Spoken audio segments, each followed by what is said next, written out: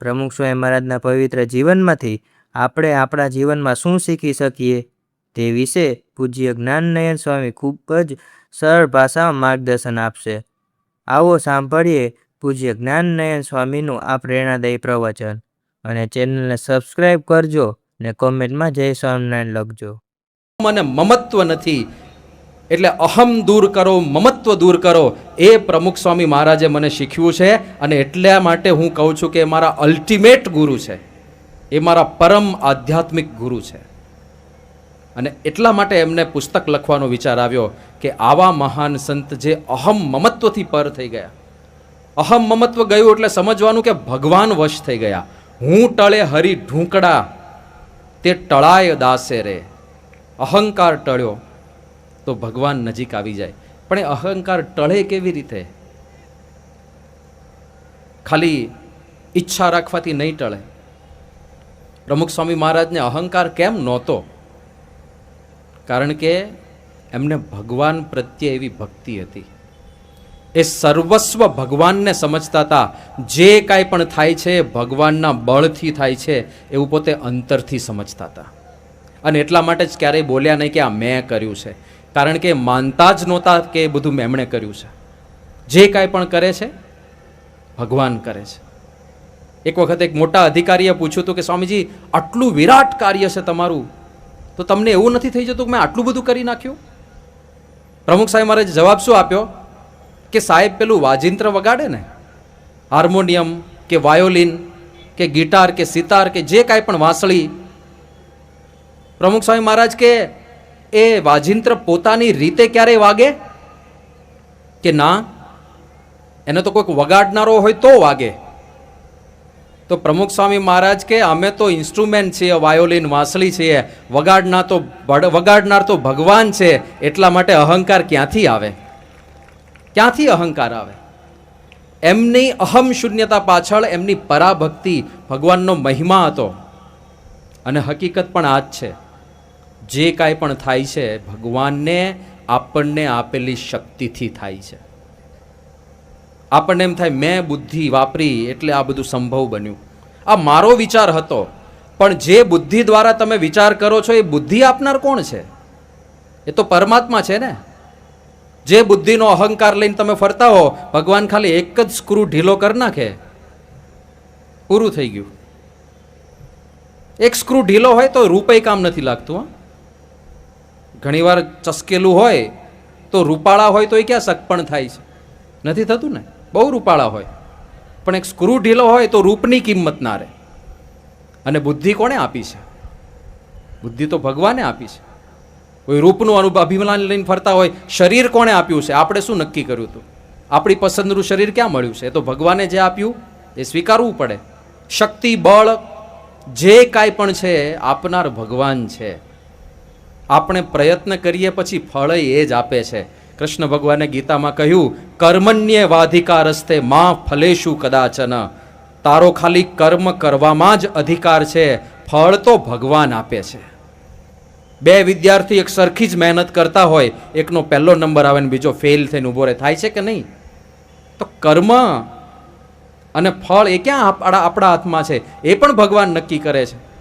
તો બધું જ્યારે ભગવાન કરતા હોય તો આપણે કોઈને દોષ કેવી રીતે આપી શકીએ અને આપણે સિદ્ધિનું અહંકાર લઈને કેવી રીતે ફરી શકીએ? આ પ્રમુખ સ્વામી મહારાજની ફોર્મ્યુલા હતી. તો એ આપણે પણ અપનાવીએ. કોઈની ભૂલ થાય છે, ભગવાને એને જે મતિ આપી છે, ભગવાને એને જે પ્રકારનું વલણ આપ્યું છે એ પ્રમાણે એણે કર્યું, એમાં એનો શું વાંક છે? એવું થોડું ઉદાર હૃદય રાખવું પડે. અને આપણે પણ જે મતિ આપી છે, આપણને જે બુદ્ધિ આપી છે, આપણને જે વિચારધારા આપી છે એ પણ ભગવાને આપી છે. તો હું એનાથી અધિક કેવી રીતે મારી જાતને માની શકું? એ જો વિચાર હોય તો નિર્માની થઈને રહી શકાય. તો નમ્ર થવામાં, તો નમવામાં, તો મસ્તક નમાવામાં ક્યારેય અઘરું ના પડે. બાકી તો ભગવાન સામે મસ્તક નથી નમતું. ત્યાંય અહંકારને જેમ અટંટ થઈને ઊભા હોય છે, ત્યાંય મસ્તક નથી નમાવતા. તો પહેલો મુદ્દો આ છે. બીજો મુદ્દો પ્રમુખ સ્વામી મહારાજના જીવનમાંથી શીખવા મળે, પ્રામાણિકતા, ઓનેસ્ટી. કેટલી પ્રામાણિકતા, કેટલી પારદર્શિતા, કોઈ દંભ નહીં, કોઈ કપટ નહીં, ક્યારેય કોઈને છેતરવાની ભાવના નહીં. આ બહુ અગત્યનું છે. કારણ કે જ્યારે તમે દંભ કરો, કપટ કરો, કોઈને છેતરવાની ભાવના રાખો તો એ તમારી વૃત્તિ તમારા ઉપર જ, જેમ પેલી તંત્ર વિદ્યા છે ને, તાંત્રિક વિદ્યા, જે બ્લેક મેજિક કહેવાય છે, ભુવા જાગરિયા, એના માટે એવું કહેવાય છે કે જે એ માર્ગે ગયો એ વિદ્યા એને જ મારે, એની ક્યારેય સદગતિ ના થાય. એવું જ દરેક નેગેટિવ પાસામાં છે. તમે જેટલું બીજાનું ખરાબ વિચારો અથવા તો જેટલું તમે ખરાબ કરો એ તમારી સાથે ખરાબ થાય જ. કદાચ આ જન્મે ના દેખાય એનું ફળ તો આવતા જન્મે મળશે. પાપ ઢાક્યું નહીં રહે છાનું કરો કે ચોકમાં, અંતે જાતા ઉઘાડું થશે આ લોક કે પરલોકમાં. ગમે ત્યાં એકાંતમાં જઈને તમે ગમે તે કાંડ કરી આવો, ભગવાન તો બધું જોવે છે ને, અને ફળ આપનારા એ છે, એ તમારા સુધી આવશે જ. એટલે સીધા રહેવું, પ્રામાણિકતા રાખવી, ક્યારેય કોઈ સાથે દંભ કપટ કરીને કોઈને છેતરવાની વૃત્તિ ના રાખવી. જે વચન આપ્યું હોય એ નિભાવવું, ખોટું ખોટું ના બોલવું. આ પ્રામાણિકતા ખૂબ અગત્યની છે. પ્રમુખ સ્વામી મહારાજ, બહુ ઝીણા ઝીણા પ્રસંગો છે, પણ કેટલી પ્રામાણિકતા અને કેટલી પારદર્શિતા એમની અંદર આપણને જોવા મળે. એક વખત આપણને ખબર છે, ઓરિસ્સામાં વાવાઝોડું આવેલું, ઘણા વર્ષો થઈ ગયા, અને ઓરિસ્સામાં વાવાઝોડું આવ્યું ત્યારે બીએપીએસ સંસ્થા પણ ત્યાં આગળ રાહત કાર્ય કરવા માટે પ્રમુખ સ્વામી મહારાજના આદેશથી બધા સ્વયંસેવકો ગયા હતા. ઘણા બધા ગામની રચના આપણે ત્યાં કરી છે, ઘણા બધા ઘરોની રચના કરી, પણ સમગ્ર ભારત દેશમાંથી બધી જ રાજ્ય સરકારોએ પણ થોડી થોડી મદદ મોકલી હતી ઓરિસ્સાની અંદર. ગુજરાત સરકારે પણ એક આખી ટ્રેન ભરીને સામગ્રી મોકલી હતી. પણ ગુજરાત સરકાર સામગ્રી મોકલે તો કેવી રીતે મોકલે કે જુદી જુદી સંસ્થાઓને સોંપી દે. તો શરૂઆતમાં એમણે આપણી સંસ્થાનો સંપર્ક કર્યો સરકારે, અને કીધું કે ઓરિસ્સામાં આપણે થોડી મદદ મોકલવી છે. સંતોએ પ્રમુખ સ્વામી મહારાજને વાત કરી કે બાપા ઓરિસ્સામાં જરૂર છે, મદદ મોકલવાની વાત છે. એટલે મીટિંગ કરી અને બાપાએ ત્યારે આજ્ઞા કરી કે આપણે આટલો ખર્ચો કરવો છે અને આટલી રકમ આપણે ત્યાં આગળ સેવામાં મોકલવી છે. રકમનો આંકડો હું નથી બોલતો, ચર્ચાનો વિષય નથી બનાવવો. એટલે પ્રમુખ સ્વામી મહારાજ એક બે ત્રણ સંતો હાજર હતા અને સ્વયં હાજર હતા. એમણે કીધું કે આટલી રકમની સેવા આપણે કરવી છે ત્યાં, એટલે આપણે મોકલી આપીશું સરકારને. એક બે દિવસ થયા અને સરકાર તરફથી આદેશ એવો આવ્યો કે તમે રકમ ના મોકલાવો, પણ આપણે એક આખી ટ્રેન ભરીને રાહત સામગ્રી મોકલીએ છીએ ઓરિસ્સા, એટલે તમે ટ્રેનની પેલી 2 બોગી ભરીને રાહત સામગ્રી મોકલી આપો.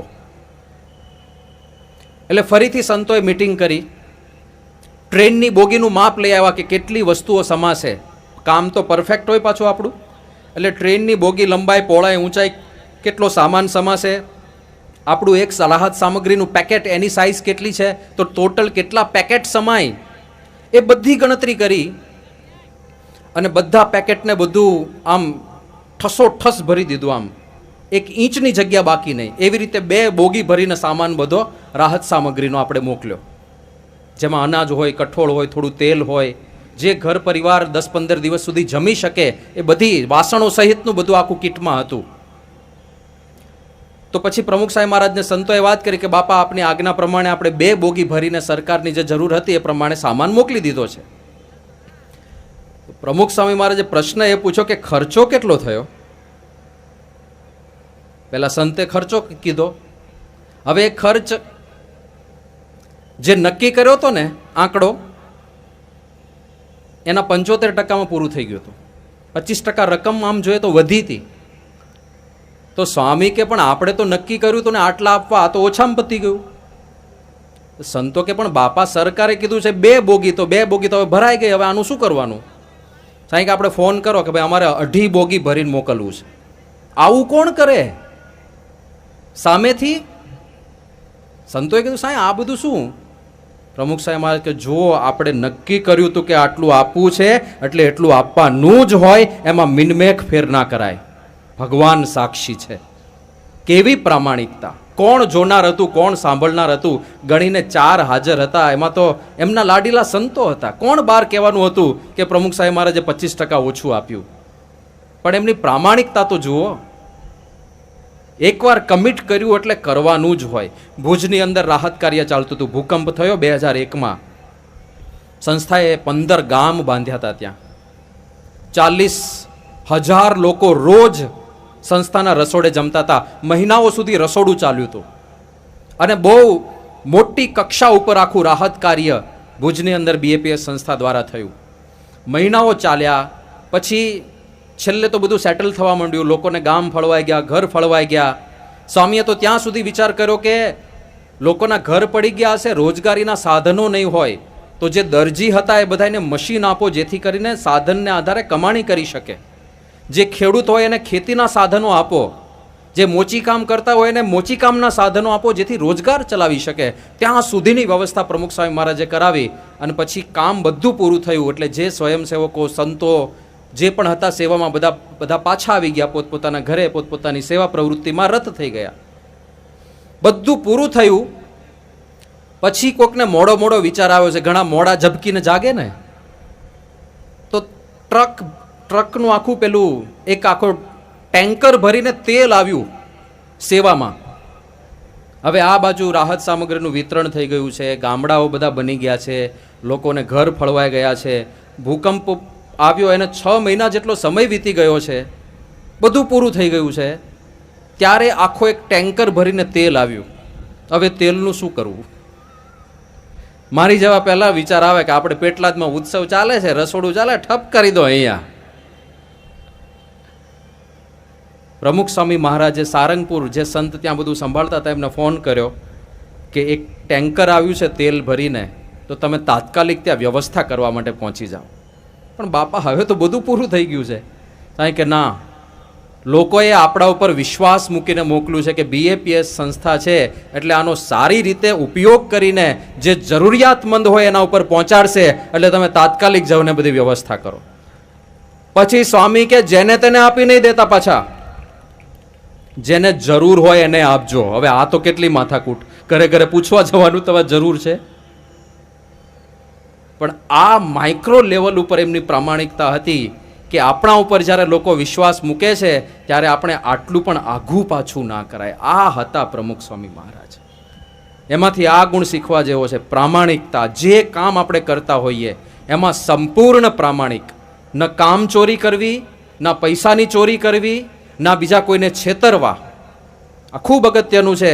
કારણ કે જેટલી એ નેગેટિવિટી હશે એ આપણને જતે દાડે દુઃખ આપશે. એટલે સુખી રહેવાનો ઉપાય એ છે કે પ્રામાણિક રહેવું. ત્રીજો સંદેશ પ્રમુખ સ્વામી મહારાજના જીવનમાંથી એક શીખવા મળે છે. એ હંમેશા આનંદમાં રહેતા, પ્રસન્ન રહેતા. એની પાછળ કારણ હતું એમની સમજણ. ક્યારેય આપણને આપણો પૈસો કે સમૃદ્ધિ કે ફેસિલિટી એ આપણને સુખી નથી કરતી. આપણા વિચારો આપણને સુખી કરે છે. આપણી સમજણથી આપણે સુખિયા હોઈએ છીએ. પ્રમુખ સ્વામી મહારાજ સમજણથી સુખિયા હતા, એટલે ગમે તેવી વિપરીત પરિસ્થિતિમાં પણ હંમેશા આનંદમાં રહેતા. કેવી કેવી નિષ્ફળતાઓ મળી છે, એવું નથી દરેક પગલે એમને પહેલા ધડાકે સફળતા મળી ગઈ હોય. સમજણ એમને સુખી રાખતી હતી. હા, ગમે તેવા વિપરીત સંજોગો આવે, ક્યારેય ધાર્યું ના હોય એવું બની જાય, તો પણ એમનો આ સિદ્ધાંત ક્યારેય હલ્યો નથી. ભગવાન કરતા હરતા છે, જે કરે છે તે સારા માટે કરે છે. અરે એમના અપમાનો થાય તો પણ એમાં પણ એવું માને કે આ સારા માટે કરે છે ભગવાન. કેવી રીતે મનાય? પણ આ એમની શ્રદ્ધા હતી. ગઢડાની અંદર આપણું જે મંદિર છે ટેકરા ઉપર, બહુ સરસ ભવ્ય મંદિર છે. હવે ટેકરાની આસપાસ જે આપણી મંદિરની બાઉન્ડ્રી હતી ત્યાં દિવાલ બનાવવાની હતી. પણ આપણને ખબર હતી કે ગામમાં કેટલાક એવા તત્વો છે કે જે વિરોધી છે, જે કાંઈક ને કંઈક ચાન્સ શોધતા હોય છે વિરોધ કરવાનો. એટલે વર્ષોથી આપણે કમ્પાઉન્ડ વોલ કરતા નહોતા, કારણ કે ખબર હતી કે વિરોધ થશે જ. કારણ કે ગામનો રેગ્યુલર જે રસ્તો હતો એ તો સાઈડમાંથી સારી રીતે પસાર થઈ જ જતો હતો, પણ 5 ફૂટ જેટલી જે કાંઈ જમીન હતી થોડી કપાય એવું હતું, અને એની સામે બીજા રસ્તાઓ તો પાછા ફાળવવાના જ હતા. પણ ખબર હતી કે વિરોધ થશે. પણ સ્વામીએ કીધું કે હવે કરવું જ પડશે. આપણે ત્યાં આખું પ્રદર્શન ઊભું કરવું હતું, ત્યાં સરસ ભવ્ય ગેટ બનાવવાનો હતો, આખું કેમ્પસ ડેવલપ કરવાનું હતું. એટલે પહેલાં કમ્પાઉન્ડ તો ક્લિયર કરવું પડે. કમ્પાઉન્ડ વોલ બની અને જે રીતે ધાર્યું હતું વિરોધ પણ થયો, પણ વિરોધ આટલી હદ સુધી નીચે ઉતરી જાય એ કોઈને કલ્પના નહોતી. કેવો કેવો વિરોધ થયો. એ વખતે અમે લોકો નવા નવા સાધુ થવા માટે સારંગપુર આવ્યા હતા, સાધક તરીકે, લેંગા જબ્બામાં, ધોતિયું ને જબ્બો. અને એ વખતે આ બધું બન્યું, વિરોધ શરૂ થયો. એટલે અમને ત્યાં ગરડા મંદિર મોકલ્યા હતા કે કદાચ બધા વિરોધીઓ કંઈક આપણા કેમ્પસમાં ઘૂસી આવે તો થોડાક માણસો હોય તો સારું પડે. એટલે અમે બધા સાધક તરીકે ત્યાં રહેતા હતા.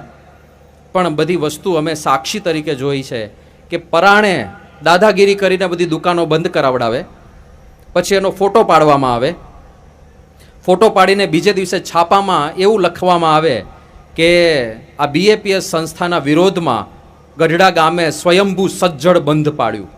હવે પરાણે દુકાનો બંધ કરાવી હોય, અને બધું અમે નજરે જોતા કે આવું કરે છે. અને સ્વામી બાપાના, પ્રમુખ સ્વામી મહારાજના એવા એવા ચિત્ર વિચિત્ર પોસ્ટર બનાવીને આખા ગઢડા ગામમાં ચોંટાડ્યા. આપણને જોઈને એવું થાય કે આટલા નિષ્કલંક સંત, જેમણે 95 વર્ષની આવરદા સુધી એક પણ કાલી ટીલડી ના લાગે એવા સંત માટે આવી હરકતો કરે છે આ લોકો.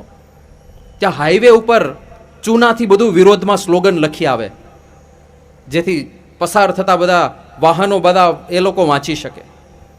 અને એકદમ નીચ કક્ષા ઉપર તો ક્યાં ઉતરી ગયા. ગરડા પાસે એક ગામ છે, એનાથી 10 કિલોમીટર દૂર. એ ગામની અંદર જે વિરોધી તત્વ, એનો પ્રભાવ થોડો વધારે, તો ત્યાં શું આયોજન કર્યું, એક લારી, એ લારીની અંદર પ્રમુખ સ્વામી મહારાજનો ફોટો પધરાવ્યો. કેવી રીતે? ઠાઠડી બનાવી, એમાં ફોટો મૂક્યો, અને કોઈકની અંતિમ યાત્રા કાઢતા હોય ને એવી રીતે અંતિમ યાત્રા કાઢી આખા ગામમાં ઢોલ નગારા સાથે. અને ગામની સીમમાં પછી અંતિમ સંસ્કાર કર્યો. આ કક્ષાનો વિરોધ. અને એ તો નાનું મુઠ્ઠી જેવડું ગામ છે. ત્યાં ફોટોગ્રાફર ને પત્રકારો ક્યાંથી હાજર હોય, પણ એ લોકોને ઇન્ટેન્શનલી હાજર રાખ્યા, જેથી બીજા દિવસે છાપામાં આનું કવરેજ આવે. અને બીજા દિવસે ઘણા બધા છાપાઓમાં આ ઘટના છપાઈ. હવે આ જે અપમાન હતું ને, એ તો હલાવી નાખે એવું અપમાન હતું. ભારત દેશમાં ક્રિકેટરોના પૂતળા બળ્યા છે, રાજનેતાઓના પૂતળા બળ્યા છે, અરે ફિલ્મ કલાકારોના પણ પૂતળા બળ્યા છે, પણ કોઈ સંત મહાત્માનું પૂતળું બળ્યું હોય એ ઘટના મને કોઈ યાદ નથી આવતી. કદાચ આ પહેલી ઘટના હશે. આટલી હદ સુધી વિરોધીઓ નીચે ઉતર્યા. હવે આ સમાચાર પ્રમુખ સ્વામી મહારાજને આપવાના હતા. સંતોને તો સમાચાર મળ્યા, બાપાને ખબર નહોતી હજુ શું રિસ્પોન્સ આવશે, શું કરશે બાપા, શું જવાબ આપશે. બધાને જિજ્ઞાસા હતી. પ્રમુખ સ્વામી મહારાજ સારંગપુરમાં વિરાજમાન હતા, અને બપોરે હરિભક્તો સાથે મુલાકાત કરીને થોડી વાર વિશ્રામ કરતા હતા. સ્વામી તો વિશ્રામ કરવાની તૈયારી હતી, અને પથારીમાં બેઠા હતા ત્યારે સંતો ગયા. છાપાનું કટિંગ સાથે હતું, જેમાં પેલું બધું છપાયેલું, અને વાત કરી કે બાપા આવું થયું છે, અને આપના વિરોધમાં બધું છપાયું છે, અને આવું આખું એમણે આવું સેટઅપ કરીને તમારો અંતિમ સંસ્કાર કર્યો. અને પ્રમુખ સ્વામી મહારાજ જેવા પેલા સંતનું વાક્ય પૂરું થયું, સામી ખડખડાટ હશે. પેલા સંત કે બાપા શું થયું? સામે કે આપણા કેટલા મોટા ભાગ્ય. અરે ભાગ્ય છે ના? પ્રમુખ સ્વામી મહારાજ કે બીજા તો મૃત્યુ પામે પછી એનો અંતિમ સંસ્કાર કરે, આ આપણે તો જીવતા જીવ અંતિમ સંસ્કાર થઈ ગયો. કેટલી મોટી વાત કહેવાય. સમજણ તો જુઓ. Always positive, always positive. અને ભગવાન ઉપર કેવો વિશ્વાસ હશે. એમણે છાપાનું કટિંગ વાંચ્યું પણ નહીં. એમણે એક શબ્દ, એક પ્રશ્ન ના પૂછ્યો કે એ લોકો કેવી રીતે બધું કર્યું. એ લોકો મારા વિરુદ્ધ કઈ સૂત્રોચ્ચાર કરતા હતા? એ લોકો મારા વિરોધમાં કોઈ નારા લગાવતા હતા? છાપામાં છપાયું છે તો પહેલા પેજ ઉપર છપાયું છે કે અંદરના પેજ ઉપર છપાયું છે? એ બધું અગત્યનું છે ને. પહેલા પેજ ઉપર હોય તો બધા વાંચે, અંદરનું તો કોઈક વાંચે કોઈક ના વાંચે. એક પ્રશ્ન એમણે પૂછ્યો નથી, જિજ્ઞાસા માટે નથી પૂછ્યો. દુનિયાને જે કરવું હોય તે કરે. આપણે પ્રામાણિકતાથી ભગવાનને રાજી કરવા કાર્ય કરીએ છીએ તો દુનિયાની ફિકર કરવાની જરૂર નથી. કેવી શ્રદ્ધા હશે, કેવી સમજણ હશે. એ સમજણ એમને સ્થિર રાખતી હતી. હા, બીજું એમનું આત્મજ્ઞાન. પ્રમુખ સ્વામી મહારાજના કોઈ પણ આશીર્વાદ તમે સાંભળો, એમાં આત્માની વાત, આપણે આ શરીર નથી, આપણું સાચું સ્વરૂપ આત્મા છે, એ વાત અવશ્ય આવે. આ એક વાત નાની છે, આ એક હકીકતનું અનુસંધાન આપણને રહે ને તોય ઘણા પ્રશ્નોનું સમાધાન થઈ જાય. હકીકત છે કે નહીં? આપણા ભારત વર્ષમાં તો પહેલેથી આ વાત પ્રસિદ્ધ છે, આપણે આત્મા છીએ. કેટલા બધા જન્મના ફેરામાં ભટકીએ છીએ, આ કોને ખબર નથી? આપણે ત્યાં તો ફિલ્મના ડાયલોગ લખાય તો આવા જ લખાય છે ને કે અમારો તો 7 જન્મનો સંબંધ છે. કેમ? આપણે પુનર્જન્મમાં માનીએ છીએ અને હકીકત પણ એ જ છે. એ જ તો આ બધું ચક્ર ચાલે છે 84 લાખ જાતિઓનું.